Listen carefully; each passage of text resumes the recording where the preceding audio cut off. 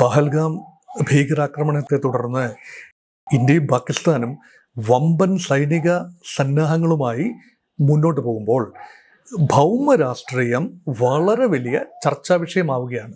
പ്രത്യേകിച്ച് ഏഷ്യൻ വൻകരയിലെ രാഷ്ട്രീയ സമവാക്യങ്ങൾ, സൈനിക സമവാക്യങ്ങൾ, അതുപോലെ ഇരുപ്പ് വശം നിലപാടുകൾ, രാഷ്ട്രങ്ങൾ, പ്രമുഖ രാജ്യങ്ങൾ എടുക്കുന്ന നിലപാടുകൾ, ഇതെല്ലാം തന്നെ പ്രസക്തമാകുന്ന ഒരു അവസരത്തിലാണ് ഇപ്പോൾ നമ്മൾ ജീവിക്കുന്നത്.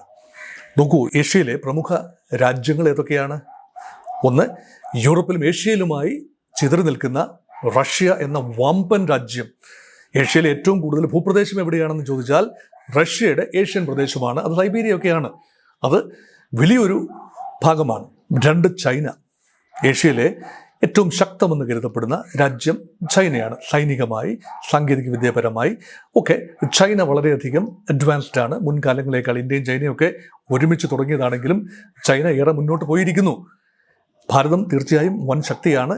പക്ഷെ നമ്മൾ അധികം സംസാരിക്കാത്ത ഒന്ന് രണ്ട് ശക്തികൾ കൂടി ഈ സമവാക്യങ്ങൾ, പഹൽഗാമിൻ്റെ പശ്ചാത്തലത്തിൽ ഇന്ത്യ പാകിസ്ഥാൻ ഏറ്റുമുട്ടൽ ഉണ്ടായാൽ ആരെവിടെ നിൽക്കും എന്നതിൻ്റെ സൂചന ലഭിക്കണമെങ്കിൽ ഏഷ്യയിലെയും യൂറോപ്പിലെയുമായി ചിതറി നിൽക്കുന്ന മറ്റൊരു രാജ്യം, അത് ടർക്കിയാണ്. ടർക്കിയുടെ ജനസംഖ്യയുടെ സിംഹഭാഗവും യൂറോപ്പിലാണ്. അതേസമയം ടെറിട്ടറിയുടെ ഒരു ചെറിയ ഭാഗം മാത്രമാണ് യൂറോപ്പിലുള്ളത്. ടെറിട്ടറിയുടെ വലിയ ഭാഗം ഇങ്ങനെ കിഴക്കോട്ട് നീണ്ടു നിൽക്കുകയാണ്, ഏഷ്യയിലാണ്. ടർക്കി ഒരു നല്ല സൈനിക ശക്തിയാണ്. ടർക്കിക്ക് വലിയ രീതിയിൽ ആയുധങ്ങൾ വിൽക്കാൻ സാധിക്കും പാകിസ്ഥാന്. അതുകൊണ്ട് ടർക്കിയുടെ ഒരു നയം വളരെ പ്രധാനപ്പെട്ട ഒരു കാര്യമായി മാറുന്നു. അതുപോലെ ഈ ഡിബേറ്റിലേക്ക് ഞാൻ ബംഗ്ലാദേശിനെയും ഇറാനെയും കൂടി കൊണ്ടുവരാൻ ശ്രമിക്കുകയാണ്. ഓക്കെ, നമ്മളിവിടെ പരിശോധിക്കട്ടെ. പാകിസ്ഥാൻ പറയുന്നത് എന്താണ്? ഞങ്ങളാണ് ഭീകരാക്രമണം നടത്തിയത് എന്ന് ഇന്ത്യ പറയുന്നു. ഇവരാദ്യം പറഞ്ഞു ഇത് സ്വാതന്ത്ര്യ സമരമാണ്, അതിനെ പിന്തുണച്ചു ഒക്കെ പറയുന്നു. ഇപ്പോൾ പാകിസ്ഥാൻ പ്ലേറ്റ് മാറ്റിയിരിക്കുകയാണ്. ഞങ്ങൾ അറിഞ്ഞിട്ടില്ല, കണ്ടിട്ടില്ല, കേട്ടിട്ടില്ല, ഒരു ബന്ധവുമില്ല. ലഷ്കർ ഇ തോയ്ബ പോലും പറഞ്ഞു ഞങ്ങളല്ല ആക്രമണം നടത്തിയത്. അതുപോലെ ഈ ആക്രമണം നടത്തിയതായി കരുതുന്ന ലഷ്കർ ഇ തോയ്ബയുടെ പോഷക സംഘടനയായ ദി റെസിസ്റ്റൻസ് ഫ്രണ്ട് അല്ലെങ്കിൽ TRF പറയുന്നു ഞങ്ങളല്ല. പിന്നെ എങ്ങനെയാണ് അവരുടെ പേരിൽ വരുന്ന പ്രസ്താവന എങ്ങനെയാണ് ലോകം കണ്ടത്? അത് ഇന്ത്യയുടെ ഭാഗത്തു നിന്ന് ഇന്ത്യയുടെ സൈന്യം പടച്ചുവിട്ട ഒരു പ്രസ്താവനയാണ്. ഞങ്ങളല്ല അതിന് പിന്നിൽ. അപ്പോൾ പാകിസ്ഥാൻ കൈ കഴുകുകയാണ്. അത് മാത്രമല്ല, പാകിസ്ഥാൻ ഇപ്പോൾ പറയുന്നു കൊണ്ടുവരൂ തെളിവുകൾ. ഇന്ത്യ പറയുന്നു വ്യക്തമായ തെളിവുകൾ ഞങ്ങളുടെ കൈവശമുണ്ട്. അതിന് വ്യക്തമായ ഈ പ്രസ്താവനകൾ ഉൾപ്പെടെ പാകിസ്ഥാൻ ലീഡർഷിപ്പിൻ്റെ, സൈനികവും രാഷ്ട്രീയവുമായ നേതൃത്വത്തിൻ്റെ ഭാഗത്തു നിന്ന് വന്ന പ്രസ്താവനകൾ പലതും അബദ്ധ പ്രസ്താവനകളാണ്. അതുൾപ്പെടെ ഇന്ത്യ ചൂണ്ടിക്കാണിക്കുന്നു. ഏറിയൽ ചിത്രങ്ങളുണ്ട്, സാറ്റലൈറ്റ് ഇമേജസ് ഉണ്ട്. അതുമാത്രമല്ല, നീക്കങ്ങൾ ട്രാക്ക് ചെയ്തതിൻ്റെ രേഖ ഉൾപ്പെടെയുണ്ട്. ഭീകരാക്രമണത്തിൽ പങ്കെടുത്തവരുടെ ഡീറ്റെയിൽസ് ഉണ്ട്. ഇതെല്ലാം തന്നെ ഇന്ത്യയുടെ കയ്യിൽ ശക്തമായ തെളിവുകളായി അവശേഷിക്കുമ്പോഴും പാകിസ്ഥാൻ തെളിവ് കൊണ്ടുവരണം എന്ന് പറഞ്ഞിരിക്കുകയാണ്. അതുമാത്രമല്ല, ഒരു പടി കൂടി കടന്ന് പാകിസ്ഥാൻ പറയുന്നു ഈ വിഷയത്തിൽ മധ്യസ്ഥത വഹിക്കാൻ, വീണ്ടും ഞാൻ പറയുന്നു, ആ വാക്ക് പറയുന്നു, മധ്യസ്ഥത വഹിക്കാൻ റഷ്യയോ ചൈനയോ കടന്നു വരണം. ഒന്ന് നോക്കൂ, എന്തൊരു അബദ്ധ പ്രസ്താവനയാണ്. ചൈനയുടെ മധ്യസ്ഥത ഈ വിഷയത്തിൽ ഭാരതം ആഗ്രഹിക്കുമോ? അതുമാത്രമല്ല, കാശ്മീർ വിഷയത്തിൽ ചർച്ചയില്ല എന്നതാണ് ഇന്ത്യയുടെ നിലപാട്. കാശ്മീർ ഇന്ത്യയുടെ അവിഭാജ്യ ഘടകമാണ്. അതേക്കുറിച്ച് നമ്മുടെ കയ്യിലിരിക്കുന്ന നമ്മുടെ വസ്തുവിനെക്കുറിച്ച് മറ്റൊരു രാജ്യവുമായി ചർച്ച ചെയ്യാൻ ഒന്നും തന്നെ ഇല്ല എന്നാണ് നമ്മുടെ നിലപാട്. അതുമാത്രമല്ല, ചൈനയെ സംശയത്തോടു കൂടി നോക്കുന്ന ഭാരതത്തിന് ചൈന എങ്ങനെയാണ് ഒരു ഇടനിലക്കാരൻ ആവുക? അതുമാത്രമല്ല, ചൈനയുടെ ഭാഗത്തു നിന്നും വലിയ തോതിലുള്ള ആയുധ കച്ചവടം പാകിസ്ഥാൻ ലഭിക്കുന്നുണ്ട്. ചൈനയുടെ കഴിഞ്ഞ 10 വർഷത്തെ ആയുധ കയറ്റുമതിയുടെ ഒരു ചിത്രം നോക്കിയാൽ 84% ആയുധങ്ങളും ചൈന കയറ്റുമതി ചെയ്തിരിക്കുന്നത് പാകിസ്ഥാനിലേക്കാണ്. മുൻകാലങ്ങളിൽ പാകിസ്ഥാൻ ഏറ്റവും അധികം ആയുധങ്ങൾ ഇറക്കുമതി ചെയ്തിരുന്നത് അമേരിക്കയിൽ നിന്നാണ്. ഇപ്പോഴും അമേരിക്കൻ ആയുധങ്ങൾ ഉപയോഗിക്കുന്നു. പക്ഷേ ചൈനയിൽ നിന്നുള്ള ആയുധ ഇറക്കുമതി പാകിസ്ഥാൻ 10 മടങ്ങ് കൂട്ടിയിരിക്കുന്നു. ചൈനയിൽ നിന്നും വേറൊരു 5% വരുന്നത് ബംഗ്ലാദേശിലേക്കാണ്. അതുകൊണ്ട് ചൈന വ്യാപകമായി ആയുധ കയറ്റുമതി നടത്തുന്നു എന്ന് പറയാനാവില്ല. ആഫ്രിക്കൻ രാജ്യങ്ങളിലേക്ക് തീർച്ചയായും അവർക്ക് പലരും ദരിദ്ര രാജ്യങ്ങളാണ്. അവരെയൊക്കെ കൊടുക്കാൻ അവരുടെ കയ്യിൽ പണത്തിന് ലിമിറ്റ്സ് ഉണ്ട്. അതുകൊണ്ട് പാകിസ്ഥാൻ ചൈന ആയുധ അച്ചുതണ്ട് എന്ന് പറയുന്നത് യാഥാർത്ഥ്യത്തോടെ മാത്രമേ കാണാനാവൂ. അങ്ങനെയുള്ള ചൈനയ്ക്ക് എങ്ങനെ മധ്യസ്ഥത വഹിക്കാനാവും എന്ന ഒരു ചിന്തയാണ്. ഇറാൻ സംയമനം പാലിക്കണമെന്നും ഇന്ത്യയും പാകിസ്ഥാനും തമ്മിൽ ഉള്ള ബന്ധത്തിൽ വിള്ളൽ വീഴരുതെന്നും അയൽ രാജ്യമെന്ന നിലയിൽ ഇന്ത്യയോടും പാകിസ്ഥാനോടും നല്ല ബന്ധം പുലർത്തുന്ന ഇറാൻ മധ്യസ്ഥത എന്നുള്ള വാക്ക് പറയുന്നില്ല എങ്കിലും തർക്കങ്ങൾ പരിഹരിക്കണം എന്നും ഞങ്ങളുടെ സഹായം വേണമെങ്കിൽ അതിന് റെഡി ആണെന്നും ഇറാൻ പറയുന്നു. നോക്കൂ, അതെന്തൊരു അബദ്ധ പ്രസ്താവനയാണ്. ഇറാൻ ആവശ്യത്തിലധികം ആഭ്യന്തര പ്രശ്നങ്ങളുടെ നടുവിലാണ്. ഇസ്രായേലുമായി ഒരു പരിധിവരെ ഒളിഞ്ഞും തെളിഞ്ഞുമുള്ള യുദ്ധത്തിലാണ്. ഇറാൻ പ്രോക്സികളെ വിട്ടുകൊണ്ട് വലിയ രീതിയിൽ മധ്യപൗരസ്ത്യ പ്രദേശത്ത് പ്രശ്നമുണ്ടാക്കുന്നു എന്ന് അമേരിക്ക ആരോപിക്കുന്നു. അമേരിക്കയുമായി ആണവ ചർച്ചയിലുമാണ്. അപ്പോൾ ഇറാൻ ആ ഒരു ക്രെഡിബിലിറ്റി ഉണ്ടാകാനുള്ള സാധ്യത കുറവാണ്. പിന്നെ ഉള്ളത് റഷ്യയാണ്. നോക്കൂ, അത് വളരെ കൗതുകകരമായ കാര്യമാണ്. റഷ്യയുടെ ഉക്രൈൻ വിഷയത്തിൽ റഷ്യൻ പ്രസിഡന്റ് ഇന്ത്യൻ പ്രധാനമന്ത്രിയോട് പറഞ്ഞു, നിങ്ങളുൾപ്പെടെ ബ്രിക്സ് രാജ്യങ്ങൾ, ചൈനയും ഇന്ത്യയും ഉൾപ്പെടെയുള്ള ബ്രിക്സ് രാജ്യങ്ങളുടെ ഒരു ഇൻ്റർലോക്യൂട്ടർഷിപ്പ് സഹകരണം ഈ പ്രശ്ന പരിഹാരത്തിന് വേണം. ഒരു പരിധിവരെ പറഞ്ഞാൽ മധ്യസ്ഥത.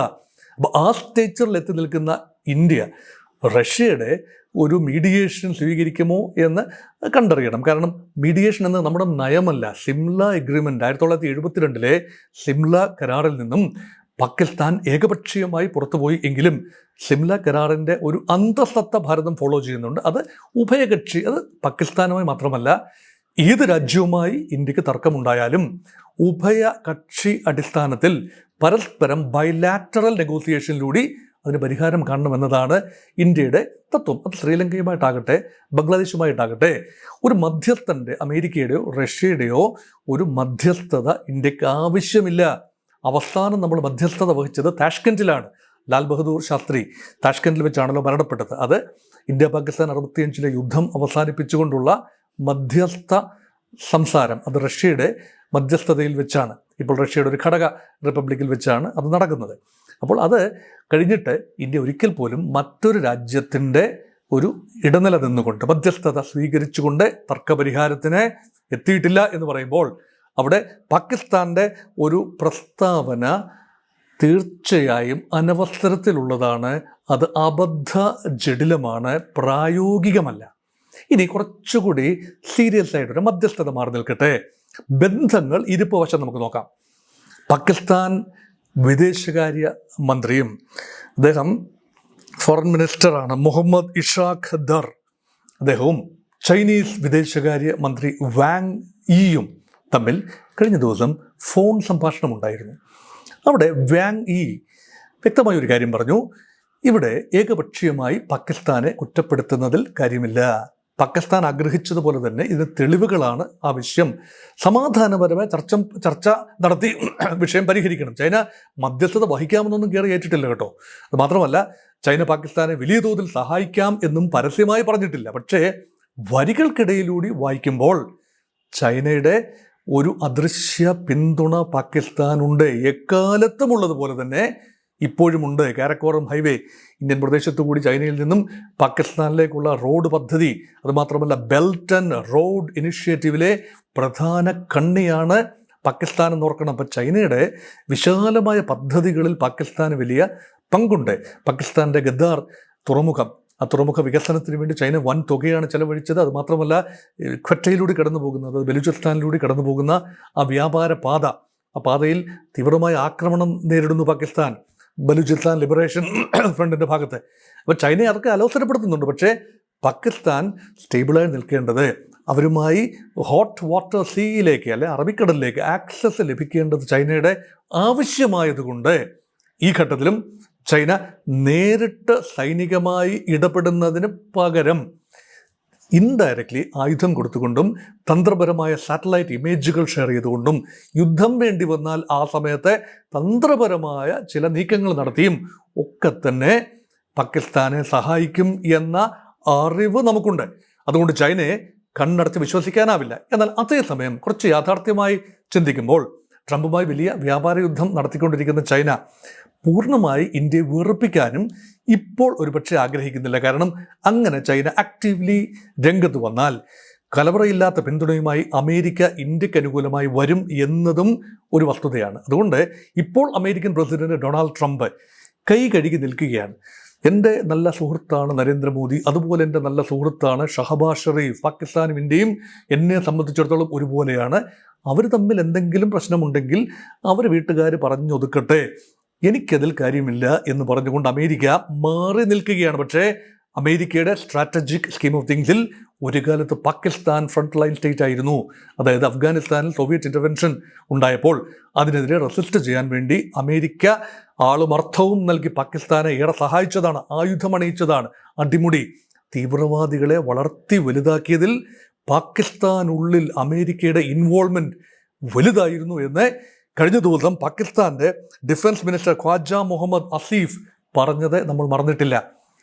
പാകിസ്ഥാൻ്റെ സകല പ്രശ്നങ്ങൾക്കും കാരണം ഈ അഫ്ഗാൻ യുദ്ധസമയത്ത് അമേരിക്കയുടെ താല്പര്യപ്രകാരം, ബ്രിട്ടീഷ് താല്പര്യപ്രകാരം പാകിസ്ഥാൻ്റെ മണ്ണിൽ ഭീകരരെ ഊട്ടി നനച്ചു വളർത്തി ഒസാമ ബിൻ ലാഡൻ ഉൾപ്പെടെയുള്ള ആളുകളുമായി സഹകരിച്ചുകൊണ്ട് സോവിയറ്റ് യൂണിയനെതിരെ പോരാടാനായി വിപ്ലവകാരികളെ അല്ലെങ്കിൽ ജിഹാദികളെ വളർത്തിവിട്ടു, ഫൈറ്റേഴ്സിനെ വളർത്തിവിട്ടു. അവർ പിന്നെ വളർന്നു വലുതായി പാകിസ്ഥാന് തന്നെ അത് വിനയായി എന്ന് പറഞ്ഞത് ഇന്ത്യ സമൃദ്ധമായി അനുകൂലമായി ഉപയോഗിച്ചു. കാരണം തീവ്രവാദികളെ വളർത്തിയെടുക്കുന്ന ബ്രീഡിംഗ് ഗ്രൗണ്ടായി പാകിസ്ഥാൻ മാറി എന്നതിൻ്റെ ഓപ്പൺ അഡ്മിഷനായി അതിനെ കാണാം.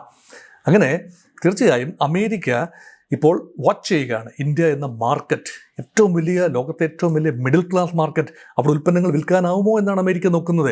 ഇപ്പോഴുള്ള $46 ബില്യൺ ട്രേഡ് ഡെഫിസിറ്റ്, വ്യാപാര കമ്മി കുറച്ചുകൊണ്ട് വരികയും പരമാവധി അമേരിക്കൻ ആയുധങ്ങളും അമേരിക്കൻ മറ്റ് സഹായങ്ങളും ഇന്ത്യക്ക് കച്ചവട രൂപത്തിൽ നൽകുകയും അങ്ങനെ ഈ വ്യാപാര കമ്മി കുറച്ചു കൊണ്ടുവരാൻ കഴിയുമോ എന്ന നോട്ടത്തിലാണ് അമേരിക്കൻ പ്രസിഡന്റ് ട്രംപ്. അതുകൊണ്ട് പാകിസ്ഥാന് കാര്യമായിട്ടൊന്നും തന്നെ അമേരിക്കയ്ക്ക് പണമായും കാര്യമായും ഒന്നും കൊടുക്കാനില്ല. അതുകൊണ്ട് അമേരിക്ക ഒരുപക്ഷെ നിഷ്പക്ഷമായി നിന്നേക്കാം, അല്ലെങ്കിൽ രഹസ്യമായി ഇന്ത്യക്ക് പിന്തുണയുമായി വന്നേക്കാം. തീർച്ചയായും സൈനികമായ ഒരു പിന്തുണ അമേരിക്കയിൽ നിന്ന് പ്രതീക്ഷിക്കുന്നില്ല. മറ്റൊരു രാജ്യത്തു നിന്നും സൈനികമായ പിന്തുണ ഇപ്പോൾ ഭാരതത്തിന് ആ രീതിയിൽ ഒരുപക്ഷെ ആവശ്യവുമില്ല എന്നതാണ് വസ്തുത. അതുകൊണ്ട് ഈ രണ്ട് രാജ്യങ്ങൾ, ഇപ്പോൾ അമേരിക്കയുടെ ഇൻവോൾവ്മെൻറ്റ് ഞാൻ പറഞ്ഞു, റഷ്യയുടെ കാര്യം സൂചിപ്പിച്ചു, ചൈന തീർച്ചയായും സൈനികമായി ആയുധങ്ങൾ കൊടുക്കുന്നു, എങ്കിലും നേരിട്ട് രംഗത്തേക്ക്, യുദ്ധരംഗത്തേക്ക് കടന്നു വരാൻ യുദ്ധം വേണ്ടി വന്നാൽ, ഇതെല്ലാം തന്നെ യുദ്ധ സാഹചര്യം വന്നാലുള്ള കാര്യങ്ങളാണ്. യുദ്ധം വന്നതിന് ശേഷം പറഞ്ഞിട്ട് കാര്യമുണ്ടോ? അതുകൊണ്ട് മുൻകൂട്ടി സാഹചര്യങ്ങൾ വിലയിരുത്തുന്നു എന്ന് മാത്രം. എന്നാൽ ടർക്കിയുടെ കാര്യം അങ്ങനെയല്ല. ഇപ്പോൾ ആദ്യമായി ഏതെങ്കിലും ഒരു രാജ്യം നേരിട്ട് ഈ കോൺഫ്ലിക്റ്റ് തുടങ്ങിയതിന് ശേഷം പാകിസ്ഥാനിലേക്ക് ആയുധം ഇറക്കുമതി ചെയ്തു എന്നതിന് തെളിവ് ഇതാ വന്നിരിക്കുന്നു. അത് ടർക്കിയാണ്. ടർക്കിയുടെ ഹെർക്കുലീസ് വിമാനങ്ങൾ, 7-8 വിമാനങ്ങൾ ഇസ്ലാമാബാദിലേക്കും കറാച്ചിയിലേക്കും ലോഡ് കണക്കിന് ആയുധങ്ങളുമായി കഴിഞ്ഞ ദിവസം പറന്നിറങ്ങി. ഇനി ടർക്കിയെക്കുറിച്ച് സ്വല്പം. തയ്യിബ് എർദോഗാൻ, അദ്ദേഹം ഏകാധിപതിയാണ്, ടർക്കിയുടെ ഭരണാധികാരിയാണ്. ടർക്കിഷ് പ്രസിഡന്റ് വലിയ ബുദ്ധിമുട്ടുകൾ ടർക്കിയിൽ അനുഭവിക്കുന്നു. ഇക്രം ഇമമോഗ്ലു എന്ന പ്രതിപക്ഷ നേതാവ് അറസ്റ്റിലാണ്, തടങ്കലിലാണ്.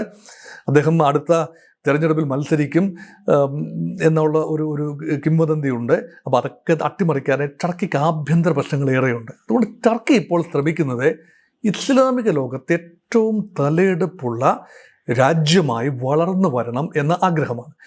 ഏതെങ്കിലും ഒരു ഇസ്ലാമിക രാജ്യത്തിനെതിരെ നടക്കുന്ന അമുസ്ലിം രാജ്യത്തിൻ്റെ ആക്രമണം തങ്ങൾക്കെതിരെ കൂടിയുള്ള ആക്രമണമായി കണ്ടുകൊണ്ട് ഒരു നയം വികസിപ്പിച്ചെടുക്കുന്ന രീതിയിലാണ് ടർക്കി. ഒരു കാലത്ത് പാകിസ്ഥാൻ അങ്ങനെ പറഞ്ഞിരുന്നു. പാകിസ്ഥാൻ പറഞ്ഞത് ഇസ്ലാമിക ബോംബ്, ആദ്യമായി ഇസ്ലാമിക ലോകത്ത് ബോംബുണ്ടാക്കിയത്, ആണവ ബോംബുണ്ടാക്കിയത് പാകിസ്ഥാനാണ്. പാകിസ്ഥാനെതിരെ ഒരു ആക്രമണം ഏതെങ്കിലും രാജ്യത്തുണ്ടായാൽ അത് ഇസ്ലാമിക ലോകത്തിനെതിരെയുള്ള ആക്രമണമായി പരിഗണിച്ചുകൊണ്ട് ഞങ്ങൾ ആണവമായി നേരിടും, അതിന് നിങ്ങളെല്ലാം, മറ്റ് ഇസ്ലാമിക രാജ്യങ്ങളെല്ലാം കൂടെ നിൽക്കണമെന്ന രീതിയിൽ പണ്ട് അങ്ങ് അയൂബ് ഖാൻ്റെ സമയത്ത്, സിയാഉൽ ഹക്കിൻ്റെയും ഒക്കെ സമയത്ത് തന്നെ ഇങ്ങനെയൊരു ഡോക്ട്രിൻ ഉണ്ടായതാണ്. അത് പിന്നീട് 1998 ആണവ സ്ഫോടനം നടത്തി, പരീക്ഷണം നടത്തി. പൊഖ്റാൻ 2 ശേഷം പാകിസ്ഥാൻ 15 ദിവസത്തിനുള്ളിൽ സ്ഫോടനം നടത്തി ഒരു രീതിയിൽ സൈനികമായി സംഘടിക്കുന്ന കാഴ്ചയാണ്, ആണവമായി സംഘടിക്കുന്ന കാഴ്ച നമ്മൾ കണ്ടു. പക്ഷേ ടർക്കി ആണവശക്തിയൊന്നും അല്ലെങ്കിൽ പോലും പാകിസ്ഥാനേക്കാളും മെച്ചപ്പെട്ട സൈനിക നിലയിലാണ് ഒരു തരത്തിൽ പറഞ്ഞാൽ. അവർക്ക് ആ അമ്യൂണീഷൻസ് വലിയ തോതിലുണ്ട്, അവർക്ക് യുദ്ധവിമാനങ്ങളുണ്ട്, മറ്റ് സാമഗ്രികളുണ്ട്. മിലിറ്ററി ടെക്നോളജിയിൽ ഏറെ മുന്നോട്ട് പോയ രാജ്യമാണ് എർദോഗാൻ്റെ ടർക്കി. അപ്പോൾ ടർക്കി തീർച്ചയായും ഓപ്പണായി തന്നെ പാകിസ്ഥാന് പിന്തുണ പ്രഖ്യാപിച്ചു. ഇനി ഏറ്റവും രസകരമായ കാര്യം, അറബ് രാജ്യങ്ങൾ ഇവിടെ നിൽക്കുന്നു. Arab league, OIC, Organization of Islamic Conference, and most importantly GCC, Gulf cooperation council, അതിൻ്റെ പ്രധാന രാജ്യം സൗദി അറേബ്യയാണ്. സൗദി അറേബ്യയിൽ ഇന്ത്യൻ പ്രധാനമന്ത്രി ഉണ്ടായിരുന്ന സമയത്താണ് ഈ ആക്രമണം ഉണ്ടാകുന്നതെന്ന് ഓർക്കണം. പാകിസ്ഥാൻ വളരെ ഖിന്നരാണ്. സൗദി അറേബ്യയും ഇന്ത്യയും തമ്മിലുള്ള വളരെ ഊഷ്മളമായ ബന്ധം, പ്രത്യേകിച്ച് കാശ്മീർ വിഷയത്തിൽ ഇന്ത്യ അനുകൂലമായി നിലപാടെടുക്കുന്ന രാജ്യം കൂടിയാണ് സൗദി അറേബ്യ എന്ന് ഓർക്കണം. അതുകൊണ്ട് സൗദി അറേബ്യ കമാൻഡർ രക്ഷ മിണ്ടിയിട്ടില്ല. GCC അംഗങ്ങളൊന്നും തന്നെ പാകിസ്ഥാൻ്റെ രക്ഷയ്ക്കെത്തിയിട്ടില്ല. അവരെല്ലാം ഇന്ത്യക്ക് പൊതുവെ ഐകദാർഢ്യം പ്രഖ്യാപിക്കുന്ന ഒരു നിലപാടാണ് സ്വീകരിക്കുന്നത്. ഇനിയും ഉള്ള പ്രധാനപ്പെട്ട അയൽ രാജ്യം ബംഗ്ലാദേശാണ്. സിംല കരാർ റദ്ദാക്കപ്പെട്ടിരിക്കുന്നു. അപ്പോൾ സിംല കരാറിലൂടെ നിലവിൽ വന്ന രാജ്യം കൂടിയാണ് ബംഗ്ലാദേശ്. ബംഗ്ലാദേശ് രൂപീകരിച്ചതിന് ശേഷം ഇന്ത്യയും പാകിസ്ഥാനും ബംഗ്ലാദേശ് എന്ന രാജ്യത്തെ സ്വതന്ത്ര പരമാധികാര രാജ്യമായി, മുൻപ് പാകിസ്ഥാൻ എന്ന പ്രദേശമായിരുന്ന ബംഗ്ലാദേശിനെ പാകിസ്ഥാൻ സ്വതന്ത്ര പരമാധികാര രാജ്യമായി അംഗീകരിച്ചു. ഇപ്പോഴത്തെ സിംല കരാർ അവർ ഏകപക്ഷീയമായി വേണ്ടാന്ന് വെക്കുന്നു. അപ്പോഴും ബംഗ്ലാദേശിനെ അംഗീകരിക്കുന്നു, ഇല്ല എന്നല്ല. പക്ഷെ ബംഗ്ലാദേശിനെയും കൂടെ ചേർത്ത് നിർത്തി 2 സെക്ടറിൽ, കിഴക്കൻ സെക്ടറിലും ബംഗാൾ സെഗ്മെൻറ്റിലും അതുപോലെ പടിഞ്ഞാറൻ സെഗ്മെൻറ്റിലും പഞ്ചാബ്, ഗുജറാത്ത്, രാജസ്ഥാൻ, കാശ്മീർ അതിർത്തി പ്രദേശത്തും ഒരുപോലെ തന്നെ സംഘർഷമുണ്ടാക്കുകയും അതുപോലെ ചൈനയുടെ ഭാഗത്തു നിന്ന് ടിബറ്റൻ മലനിരകൾക്ക് അപ്പുറത്ത് നിന്ന് ഇന്ത്യയുടെ കിഴക്കൻ പ്രദേശം, വടക്ക് കിഴക്കൻ മേഖല, അരുണാചൽ പ്രദേശ് ഉൾപ്പെടെയുള്ള പ്രദേശങ്ങൾ, സിക്കിം പോലെയുള്ള പ്രദേശങ്ങളിൽ വലിയ സംഘർഷമുണ്ടാവുകയും ചെയ്യുമെന്ന ഒരു പ്രതീക്ഷയിലാണ് പാകിസ്ഥാൻ മുന്നോട്ട് പോകുന്നത്. അതുകൊണ്ട് തീർച്ചയായും ഭൗമ രാഷ്ട്രീയത്തിൽ വേണ്ട ബലാബലം നമുക്ക് അനുകൂലമായി സംഘടിപ്പിക്കാൻ വേണ്ടിയാണ് ഭാരതം വെയിറ്റ് ചെയ്യുന്നത്. This is A waiting game. ഭാരതത്തിന് ഉടനടി ആക്രമണം നടത്താൻ അറിയാത്തത് കൊണ്ടല്ല. ഒന്ന്, ലോകം ആവശ്യപ്പെടുന്നത് പോലെ അവരാവശ്യപ്പെടുന്ന രീതിയിലല്ലെങ്കിൽ പോലും തെളിവുകൾ ഉണ്ടാകണം, കൈവശമുണ്ടാകണം, പ്രോസസ്സ് ചെയ്യണം, ടാർഗറ്റ്സ് നിശ്ചയിക്കണം, ലോകരാജ്യങ്ങളെ നയതന്ത്രപരമായി ഒരുമിച്ച് നിർത്തണം, ഒരു ഗുഡ് വിൽ ഫാക്ടർ ജനറേറ്റ് ചെയ്യണം. ഇവിടെ അഗ്രസർ പാകിസ്ഥാനാണ് എന്ന് വ്യക്തമായി സ്ഥാപിക്കണം, നമ്മൾ അഗ്രീഡ് പാർട്ടിയാണെന്ന് സ്ഥാപിക്കണം. ഐക്യരാഷ്ട്ര സംഘടനയിൽ ഉൾപ്പെടെ പ്രമേയങ്ങൾ വരും, പാകിസ്ഥാൻ്റെ ഭാഗത്ത് നിന്ന് പ്രമേയങ്ങൾ വരും. പ്രത്യേകിച്ച് ജലകരാർ അബ്രോഗേറ്റ് ചെയ്തതുകൊണ്ട്, തൽക്കാലത്തേക്ക് മരവിപ്പിച്ചതുകൊണ്ട് അതിനെതിരെ ജീവജലം തരൂ എന്ന് പറഞ്ഞുകൊണ്ട് മുറവിളി ഉണ്ടാകും. ലോകരാജ്യങ്ങൾ ജനറൽ അസംബ്ലിയിൽ ഒരുമിച്ച് കൂടും. 193 രാജ്യങ്ങളാണ്. അവർ ജനറൽ അസംബ്ലിയിൽ വരുമ്പോൾ അയ്യോ, ജലം സ്വാഭാവികമായി ആവശ്യമുള്ളൊരു കാര്യമല്ലേ. കഴിഞ്ഞ ദിവസം ഡാം തുറന്നു വിട്ടു. ജലം നദിയിലെ ഉറി അണക്കെട്ട് അതിർത്തിയിൽ, കാശ്മീർ POK അതിർത്തിയിലുള്ള ഉറി അണക്കെട്ട് തുറന്നു വിട്ടു. പാകിസ്ഥാൻ്റെ ആ ഭാഗത്തുള്ള കുറച്ച് ഭാഗങ്ങൾ വെള്ളത്തിലായി.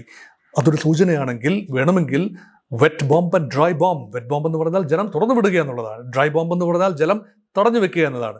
തടഞ്ഞു വെക്കാൻ ഏറെക്കാലം പരിശ്രമിക്കേണ്ടി വരും. കാരണം അണകൾ കെട്ടണം, വെള്ളം ഡൈവേർട്ട് ചെയ്യണം. 8-10 വർഷം കൊണ്ട് മാത്രം ചെയ്യുന്നതാണ്.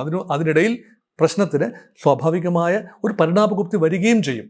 അതുകൊണ്ട് എന്നാൽ ജലം തുറന്നു വിടാനാണ് താല്പര്യപ്പെടുന്നതെങ്കിൽ ഒരുപക്ഷെ വലിയ തോതിലുള്ള പ്രശ്നം അവിടെ ഉണ്ടാകും, ജലത്തിൻ്റെ ധാരാളിത്തം ഉണ്ടാകും. അത് ചെയ്താൽ അത് ആത്മഹത്യാപരമായിരിക്കും. പാകിസ്ഥാനെ സംബന്ധിച്ചിടത്തോളം അത് വലിയ തിരിച്ചടി തന്നെയായിരിക്കും. ഭാരതത്തെ സംബന്ധിച്ചിടത്തോളം അത് അന്താരാഷ്ട്ര സമൂഹത്തിനുള്ളിൽ വിശദീകരിക്കാൻ വളരെ ബുദ്ധിമുട്ടേണ്ട ആവശ്യം വരും. അതുകൊണ്ടാണ് മുൻകൂർ ഭാരതം കാര്യങ്ങൾ ലോകരാജ്യങ്ങളോട് പറഞ്ഞ് മനസ്സിലാക്കുന്നതും ഭൗമരാഷ്ട്രീയത്തിൽ, ജിയോ പൊളിറ്റിക്സിൽ വ്യക്തമായ മേൽക്കൈ ലഭിക്കത്തക്ക രീതിയിൽ കാര്യങ്ങൾ ക്രമീകരിച്ചതിന് ശേഷം ആവശ്യമെങ്കിൽ ഭൗതികമായ അറ്റാക്കിലേക്ക് നീങ്ങാം എന്ന ഇന്ത്യയുടെ ഒരു നിലപാടാണ് ഇവിടെ പ്രസക്തമാകുന്നത്.